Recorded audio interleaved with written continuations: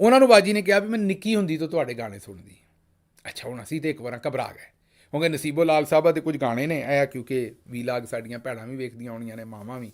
ਉਹ ਗਾਣੇ ਮੈਂ ਪੜ੍ਹ ਤੇ ਸਕਦਾ ਨਹੀਂ, ਪਰ ਮੈਂ ਬੋਲ ਤੇ ਸਕਦਾ ਨਹੀਂ, ਪਰ ਤੁਹਾਨੂੰ ਸਕਰੀਨ 'ਤੇ ਵਿਖਾ ਸਕਦਾ। ਇਹ ਕੋਈ ਥੋੜ੍ਹੇ ਜਿਹੇ ਗਾਣੇ ਸਾਡੀ ਟੀਮ ਨੇ ਪਾਸੇ 'ਤੇ ਕੀਤੇ ਨੇ। ਇਹ ਥੋੜ੍ਹੇ ਜਿਹੇ ਨੇ। 80% ਗਾਣੇ ਜਿਹੜੇ ਨੇ ਨਸੀਬੋ ਲਾਲ ਸਾਹਿਬਾ ਦੇ, ਉਹ ਇਹੋ ਜਿਹੇ ਹੀ ਨੇ ਕਿ ਜਿਹੜੇ ਮੈਂ ਤੁਹਾਨੂੰ ਨਾ ਸੁਣਾ ਸਕਦਾ, ਨਾ ਤੁਸੀਂ ਮੇਰੇ ਸਾਹਮਣੇ ਸੁਣ ਸਕਦੇ ਹੋ।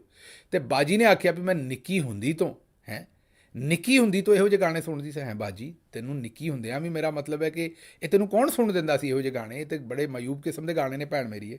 ਲੇਕਿਨ ਚਲੋ ਬਹਰਹਾਲ ਨਸੀਬੋ ਸਾਹਿਬਾ ਨੇ ਖੈਰ ਅੱਛੇ ਗਾਣੇ ਵੀ ਗਾਏ ਹੋਏ ਨੇ। ਇਹ ਨਹੀਂ ਕਿ ਮੈਂ ਉਹਨਾਂ ਦਾ ਜਿਹੜਾ ਟੈਲੈਂਟ ਹੈ ਉਹਦੇ 'ਤੇ ਗੱਲ ਕਰਾਂ। ਉਹਨਾਂ ਦਾ ਕਸੂਰ ਤਾਂ ਨਹੀਂ, ਜੋ ਕਿਸੇ ਨੇ ਲਿਖ ਕੇ ਦਿੱਤਾ ਉਹਨਾਂ ਗਾ ਛੱਡਿਆ।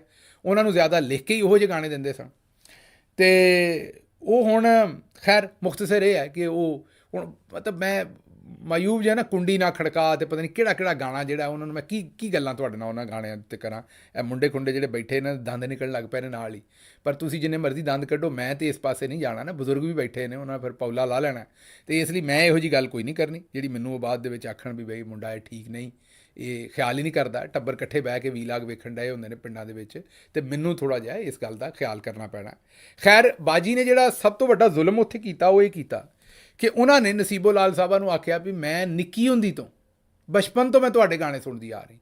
ਜੇ ਇਸ ਵੇਲੇ ਅਸੀਂ ਥੋੜ੍ਹੀ ਰਿਸਰਚ ਕੀਤੀ ਤਾਂ ਬਾਜੀ ਦਾ ਅਤੇ ਨਸੀਬੋ ਸਾਹਿਬਾ ਦਾ ਸ਼ਾਇਦ ਇੱਕੋ ਹੀ ਸਾਲ ਦਾ ਉਮਰ ਦਾ ਫਰਕ ਹੈ। ਹੁਣ ਸਾਨੂੰ ਇਸ ਗੱਲ 'ਤੇ ਨਹੀਂ ਪਤਾ ਵੀ ਬਾਜੀ ਭੰਗੂੜੇ 'ਚ ਹੀ ਸੁਣਦੀ ਸੀ।